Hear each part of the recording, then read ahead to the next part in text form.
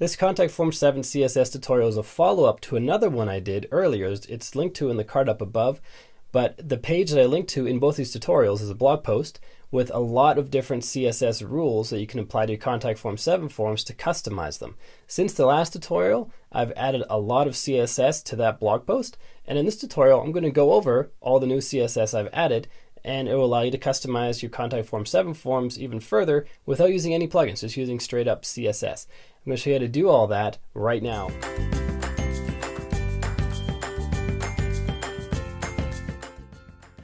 Hey, what's up guys? Welcome back to another video. It's Bjorn from WPLearningLab, where we help you get better at WordPress so you can earn more for yourself, for your clients, and for your business. If it's your first time here and you like WordPress tips and tricks and getting better at it and serving your clients better, then start now by clicking subscribe, then click the bell notification icon so you don't miss anything, and make sure you sign up for the private WPLearningLab Facebook group where we can hang out, ask questions, help each other get better at WordPress. There's a link in the description down below, so make sure you check that out.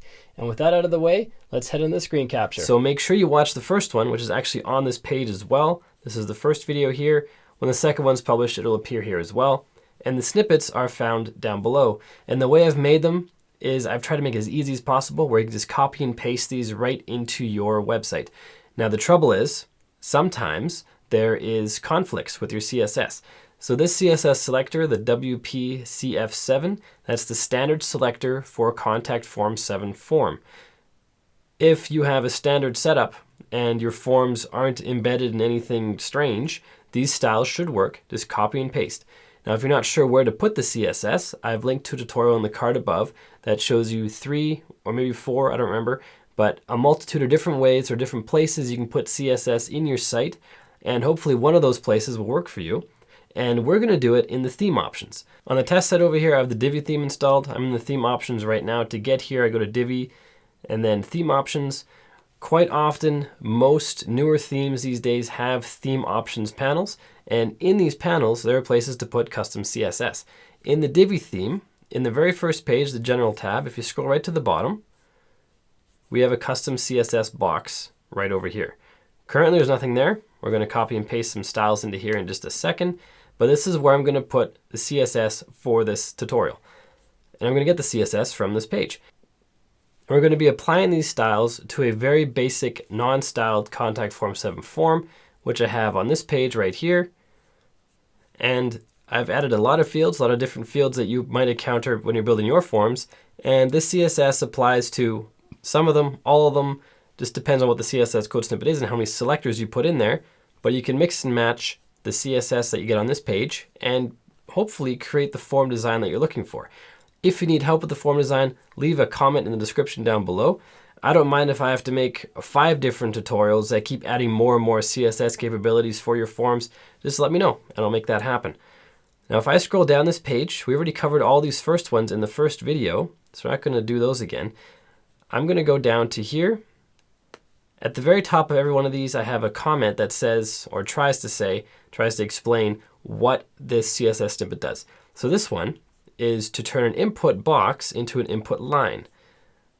Quite often these days you'll see forms that are a little more modern looking that don't have boxes for the input, but just have a line along the bottom. And that's what this code snippet will do for you. So I'm just going to copy all of this, head back to my theme options. You'd go wherever you need to go to paste the CSS in, save changes, and this CSS snippet is going to be applied to the input type of text, email, and telephone. If you want to apply it to more or less input types, just add them in. Just add a comma, and you can add more input types, and you'll find a lot of them right on this page. You'll find ones for text area. Here's a text area, how you select a text area, how to select labels. They don't have borders on the bottom, doesn't really count. Although you could put a border on the bottom of the text label if you wanted to using this CSS snippet, but you get the idea. You can find more selectors, and I also linked to a tutorial up above that helps you find selectors if you don't know where they are, or if you don't know what they are. So we refresh the page now, and we now have lines instead of borders for our input. You might want to add padding or something else, but you can further apply CSS if you like. And if you want to know more about CSS, I have a CSS channel as well, linked to in the card above. I go over a lot of CSS stuff. I'll be posting more to that channel in the future, but there's a lot there already. And please forgive the old crappy camera I used for my face-to-camera portions. I've got a better camera now, but anyway, you can find more CSS tutorials there. So that's how we turn a input box with a border into an input box with just a line on the bottom. Now let's carry on. Change input field styles when you click into them. So when we click into these, any of them, we see nothing really happen except for a cursor is added. Now if I select this right here and copy it, and I'm actually going to delete all of this that we have in here because I haven't tested this for conflicts. I wouldn't go in and take all of this CSS and just plop it right into a style sheet. I haven't tested it for conflicts between the styles.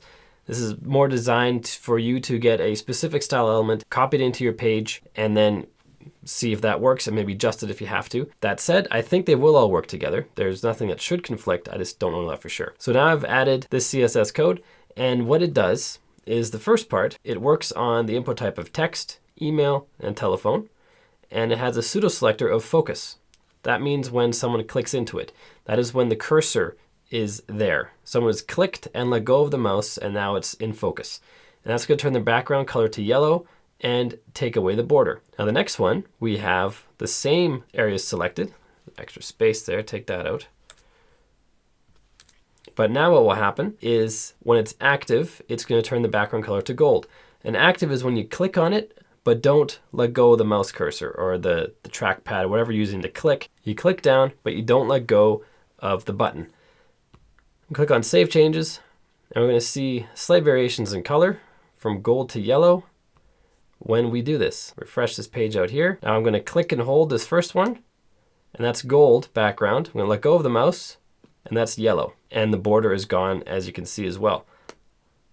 Gold, yellow, we click out, border comes back. Gold, yellow, and that's just an example, right? You don't have to use gold and yellow. You don't have to use the on-click one or anything, but quite often to match a theme or a certain style, using the in-focus one is quite useful. And next, we're going to check out changing the width of the drop-down menu. This has been a common request on the first tutorial. How do we change the width of a drop-down menu? Well, this is how we do it. Just copy this code right here, paste it into wherever your CSS goes, save changes, go to the form. By default, the drop-down menu is the width of whatever the selection is, plus a little bit of padding. So if you have a big long sentence for your drop-down option, this will be big and long. But if you just have little words like green, red, blue, yellow, it's going to be quite small. And this code allows you to define the width independent of the size of the text. So we're going to refresh this page, and this drop-down is now going to be 100% width. It's the same width as the comment box down below. That's 100%. And I've also increased the size of the text a little bit. And the way we do this is the width is just a percentage. You can have this be pixels or M or REM or whatever you need it to be. I quite often use percentages because they can adjust based on the width of the device that the person's using. Whereas if you use pixels, let's say you set the pixel to 1,000 pixels wide. If someone's using a phone, the drop-down will be wider than the screen. It's going to go right off the screen, and that's not useful. As a percentage stops it from doing that. And the font size right here, you can just easily change this font size or take it out to have the default size, or add font colors or any other kind of CSS. But this is how we select the drop-down and then make changes to it. Next one we have is radio button styles. This one's still in progress. This is experimental, but the idea is once this is ready, it might actually be ready when you watch this video, is it's changing the styles of the radio buttons to be from a white dot in a blue background, changing it to whatever you want it to be. So this is almost there. That'll be in version 3 of this video. Next one we're going to do is displaying checkboxes and radio boxes vertically instead of horizontally. I'm just going to select all this code and then show you what exactly I'm talking about. So by default, the checkboxes here and radio buttons here are displayed horizontally in Contact Form 7. And it works pretty well for the words I've chosen here, but if you have longer selections or longer text, it kind of gets to be a big mess, especially if they go to multiple lines. The line breaks are uneven. This doesn't look very good. So this snippet of CSS will allow you to align these vertically. I'm going to delete everything we have in here and paste in the vertical align snippet. Refresh this page, And now these guys are all aligned vertically. The function doesn't change. They still function the exact same way. They're just vertical now, which might be exactly what you need. This next box is for placeholder styles. You may have placeholders, a lot of forms do, and you may want to style your placeholders. By default, in contact form 7, they look like this. A little grayed out when you click into them, they're there, and then when you start typing, they go away. Pretty normal function, but what if you want to change the color or the size of the placeholder text? Well, this is the snippet you want to use. I'm going to paste that in right here. And I've set the font size to 30. That font size is going to be bigger than the actual input field, which I'm going to show you in just a minute. So when you're doing these placeholder styles, you often want to combine it with adjustments to the input field size. Refresh. So all the text will be red, all the placeholders will be red and 30 pixels large. As you can see, it's bigger than the actual input. So on this page over here, let's go find our input fields. They are right here. Let's select this piece of code, copy it. I'm going to paste it before the placeholder styles. And here we have a font size set of 30. One other thing that happens here, this is just the size and color of the placeholder. So what's written into the field is different. So if I click into here and start typing, it's small and black. And the placeholder is big and red. So this will allow us to change the size of the box of the input field itself, so we can see the entire placeholder and also the text that's written in. I'm just going to add a different text color. Let's make it green. And the font size will be 30, which is the same as the placeholder size. Click on Save Changes. I'm not saying these are the best choices for size and color. I'm just using these as examples. Let's refresh this page. And now we have our placeholder has gone red, which is not what we want. But now we have our text big and green. And this is an example of a conflict. So something happened where the placeholder styles are now no longer being applied. What that is, I don't know yet, but when you mix and match these styles, sometimes things have to be adjusted. So let's go find out why these are now gray instead of red. So what I did, quite simple, it's not even a conflict. These are CSS comments, and they're constructed in a very specific way. At the beginning, you need to have a / and a star. I deleted the / by accident. And at the end, you need a star followed by a /. And that will make it so this text is not read by the CSS parser and not executed. I didn't have that /, therefore this text is executed.